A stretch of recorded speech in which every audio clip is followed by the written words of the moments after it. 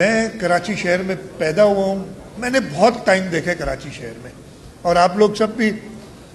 جو میرے ہم عمر ہیں انہوں نے وہ ٹائم بھی 80s کا دیکھا ہوگا, 90s کا دیکھا ہوگا, جب کراچی شہر میں 10-20 کی تعداد سے روزانہ ٹیررزم کے حوالے سے لوگ اپنی جان گنواتے تھے. آپ نے وہ ٹائم بھی دیکھا ہوگا کراچی میں جب بزنس کمیونٹی, اور مجھے مرحوم سراج قاسم تیلی صاحب نے کئی بار اس چیز کا ذکر کیا, جب آپ لوگوں سے بھتے لے کے ایک آرگنائزڈ بھتہ سسٹم تھا, مطلب اس میں آپ لوگ شاید برا بھی نہیں مانتے تھے, وہ بھتے دیا کرتے تھے. اللہ تعالیٰ کا شکر ہے یہ وہ ٹائم تھا کہ میں 2013-14 تک کی بات بتا رہا ہوں, جب کراچی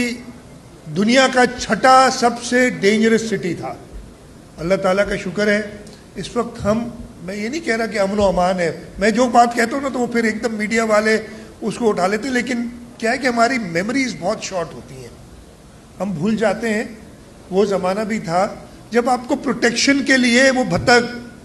دینا پڑتا تھا, لیکن اب اللہ تعالیٰ کا شکر ہے کہ ایسا